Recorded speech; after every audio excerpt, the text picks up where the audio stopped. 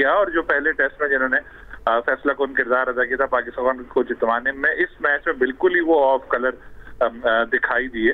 और जिस तरह की हमारी बॉलिंग रही और हमने आखिरी जो 3 विकेटों में तकरीबन 200 या कितने रन हमने बना दिए, उससे थोड़े कम थे, तो वो ही हमारी हार की बुनियाद बनी। जब 7 विकेटें ली तो हमने कहा बस भाई अब तो हमारा काम खत्म।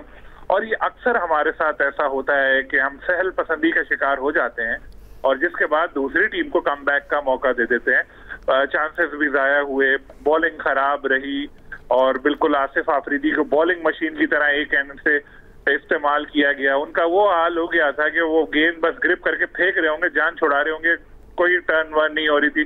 शुरू में उन्होंने अच्छी बॉलिंग की, फिर उनसे भी नहीं, क्योंकि मुसलसल आपने बॉलिंग कराई। एक फास्ट बॉलर के साथ मैदान में आप उतरे और वो भी शाहीन शाह आफरीदी जो आपका मेन बॉलर है, जिसको आपने स्टॉक बॉलर की तरह यूज किया, इतने ओवर किए। हालांकि अगर एक पेसर खिलाना ही अव्वल तो गलत था, और अगर खिलाना था तो आपको वहां पर कोई ऐसा पेसर खिलाना चाहिए था जिसको as a stock bowler use कर सके, यानी बहुत सारी बॉलिंग करा सके स्पिनर्स को रेस्ट देने के लिए। लेकिन हमें कैप्टनसी में भी खामियां नजर आई शान मसूद की। पहले में नो डाउट बहुत अच्छे थे, यहाँ वो दबाव का शिकार नजर आए, जहां पार्टनरशिप बनी और हवास बाख्ता हुई पाकिस्तान टीम। और उसके बाद हमारी जो बैटिंग थी, आप इससे अंदाजा लगाएं कि जिस पिच पर साउथ अफ्रीका के टेल एंडर आके रबाडा इस तरह छक्के लगा रहे हैं, 4 चौके 4 छक्के उन्होंने लगाए। मुत्तुस्वामी का मैं नाम लूंगा, किसी को नहीं पता था, वो तो एक फिल्म के कैरेक्टर के हवाले से हम ये नाम हमारे जहनों में हमेशा आता था, लेकिन अब सबको याद रहेगा क्योंकि ये हमारी रिवायत है। हर सीरीज में हम अपने नहीं दूसरी टीमों के स्टार्स बनाते हैं। तो मुत्तुस्वामी ने पहला मैच उन्होंने बॉलिंग से बड़ा इंपॉर्टेंट रोल अदा किया था, क्योंकि जितवा नहीं पाए, लेकिन बड़ी अच्छी बॉलिंग की थी। इस मैच में उनको बॉलिंग नहीं दी ज्यादा, तो उन्होंने बैटिंग में जबरदस्त परफॉर्म कर दिया। आप इस बात को देखेंगे, चारों इनिंग में हमारी आखिरी 5 विकेटें कब गिरी हैं, आप देख लें, आपको अंदाजा हो जाएगा कि हमारी शिकस्त की बुनियादी वजह क्या है। हमारे टेल एंडर्स जो थे उनका ये था, गए और आए। वो आजकल के जदीद क्रिकेट में ऐसा नहीं होता कि आप बॉलर है तो बस बॉलर है, आपको बैटिंग भी अच्छी करनी चाहिए थोड़ी बहुत, और फील्डिंग तो आपकी अच्छी होनी चाहिए। लेकिन देखा आपने कि किस तरह हमारी आखिर की विकेटें गिरती रही और हमने बड़ा स्कोर नहीं बनाया। और कल तो हमारे टॉप ऑर्डर भी जिस तरह से आउट हुए थे कि जहां पर टेल एंडर दूसरी टीम के छक्के लगा रहे हैं, वह हमारे जो टॉप ऑर्डर है उसकी टांगे कांप रही हैं। ऐसा क्या हो गया था पिच में, ऐसा क्या एक गज टर्न हो रही थी गेंद, या क्या हो रहा था, कुछ समझ नहीं आया। क्या प्लानिंग थी, क्या जहन में था हमारे बैटर्स के। हमें बड़ी खुशी थी कि बाबर आजम चलो क्रीज पर मौजूद हैं 49 पे, मोहम्मद रिजवान क्रीज पर मौजूद है, ये दोनों कम अज कम इतने रन बना लेंगे कि पाकिस्तान टीम के जो स्पिनर्स हैं उनको मौका मिलेगा कि कोई फाइट कर सके।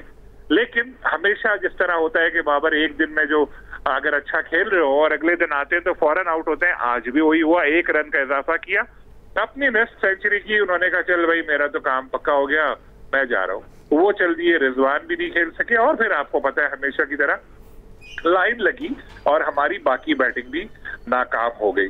गालिबन 18 साल बाद जनूबी अफ्रीकी टीम ने पाकिस्तान में कोई टेस्ट हराया है। आप इससे अंदाजा लगा लें कि उनके लिए कितनी ज्यादा अहमियत रखती है ये फतह। और हमारी टीम जो आईसीसी टेस्ट चैंपियनशिप का बेहतरीन हमने आगाज किया था, हमारे पास ये मौका था कि एक और मैच जीत के पॉइंट्स बढ़ाते आगे जाते, लेकिन हमने ये सुनहरी मौका जाया कर दिया। जाहिद मकसूद साहब, ये फिर हम कह सकते हैं पाकिस्तानी क्रिकेट टीम जो है एक मैच जीतने के बाद जो ओवर कॉन्फिडेंस हो जाती है, ओवर कॉन्फिडेंट खेल पेश करती है और बिल्कुल रिलैक्स हो जाती है, वो रविश नहीं छोड़ी फिर पाकिस्तानी क्रिकेट टीम ने? नहीं, रिलैक्स नहीं हो जाती, ओवर कॉन्फिडेंस का भी शिकार नहीं होती। जितनी एबिलिटी है ऐसे ही करते हैं, ये कोई आज की बात नहीं है, माजी में भी ऐसा करते हैं, क्योंकि इस टीम के बारे में पूरी दुनिया में ये कहा जाता है कि किसी वक्त कुछ भी कर सकती है। और एक टीम आपको जो है इस वक्त अर्श पे दिखाई देती है, अगले मैच में वो फर्श पे दिखाई देती है। पाकिस्तान की ना सिर्फ, ठीक है हम बार बार टेल एंडर्स का जिक्र करते हैं, लेकिन इब्तदाई बैट्समैनों भी तो कुछ ना कुछ टीम को सहारा देना। और सॉरी, दूसरे इनिंग्स में अगर देख लें तो कोई भी जमकर नहीं खेल सका। एक बाबर आजम ने 49 रन किए थे गुज़श्ता रोज, इसके अलावा देख लें किसी ने भी स्कोर नहीं किया और पूरी टीम 138 पर आउट हो गई है। और दूसरी इनिंग्स ठीक है, अब साउथ अफ्रीका पे प्रेशर नहीं था और मरकरम जो है और उनके साथी रिकल्टन जो है बहुत ही तेज खेल रहे थे, आखिरी लम्हात में आउट हुए हैं। लेकिन टीम जब प्रेशर लेती है, बुखलाई हुई दिखाई दे रही थी। आज कल जब उनके टेल एंडर्स थे, खास तौर पर पहले भी मैं जिक्र कर चुका हूँ कि एक महाराज जो है वो पहला टेस्ट नहीं खेले थे, जो उनके स्पिनर है, स्पेशलिस्ट स्पिनर हैं, और दूसरे मैच में वो शामिल हुए और पूरी टीम की परफॉर्मेंस ही चेंज हो गई है, क्योंकि महाराज ने पहली इनिंग में 7 विकेट ली हैं, दूसरी इनिंग में 2 विकेट ली हैं, और फिर एक मुश्किल वक्त में जो उन्होंने 30 रन बनाए वो मोथू सामी के साथ मिलकर उन्होंने कीमती 71 रन का इजाफा किया। उनके टेल एंडर्स ने भी ऐसे ही खेल का मुजाहरा किया जैसे उनके इब्तदाई बैट्समैन करते हैं। हमारे यहाँ जिम्मेदारी लेने के लिए कोई तैयार ही नहीं है और बिल्कुल विकेट गवाते रहे। गुज़श्ता रोज जो है एक इमाम को लगता था कि एक अच्छी गेंद पड़ गई, शान को देख लें, गलत मौके पर उन्होंने रिव्यू भी लिया, साफ आउट थे, शोई शकील सेट होकर चलते बने। आज बाबर और रिजवान पे जिम्मेदारियां थी, क्योंकि दोनों को आज ही सुबह सुबह, क्योंकि पीसीबी का की एक खास स्टाइल है, सुबह जब आप तैयार हो रहे थे ऑफिस के लिए उसी वक्त टीम अनाउंस करते हैं, और उस वक्त बाबर आजम जो है उनकी टीम में वापसी हुई वनडे में और T20 में, और मोहम्मद रिजवान की वनडे टीम में वापसी हुई है। तो आज ही कम से कम वो रोककर एक जिम्मेदारी का एहसास लेते और कुछ देर तो पिच पे गुजारते, लेकिन पाकिस्तानी टीम बिल्कुल ही हिम्मत हार गई है और उनके स्पिनर के सामने खास तौर पर, और पूरी बारी 138 रन पर सिमट गई है। और अब जो है एक सीरीज मैं समझता हूँ कि साउथ अफ्रीका का यहाँ जीतना हमारी कंडीशन में और हमारी बॉलिंग के सामने, हमारे टॉस जीतने के बावजूद मैं कहूँगा साउथ अफ्रीका की बहुत बड़ी कामयाबी है, और जाहिर है इसी तरह से वो डिफेंडिंग चैंपियन भी है वर्ल्ड टेस्ट चैंपियनशिप। सही। सलीम खालिक साहब, अगर ये पिच स्पिन के लिए साजगार थी तो पाकिस्तान ने अपनी स्पिन बैटिंग तैयारी क्यों नहीं की? किस तरह रेट करते हैं साइमन हार्पर को, जिन्होंने 6 विकेटें हासिल की हैं? क्या पाकिस्तानी बल्लेबाज स्पिन वेरिएशन को समझ नहीं पाए? देखिए, हार्पर ने नो डाउट अच्छी बॉलिंग की और पहली इनिंग में महाराज ने अच्छी बॉलिंग की थी, लेकिन क्या जो दूसरी टीम है वो यहाँ पर शॉपिंग करने के लिए आई है? वो भी तो खेलने के लिए आई है। आपके पास पूरा टाइम मौजूद था।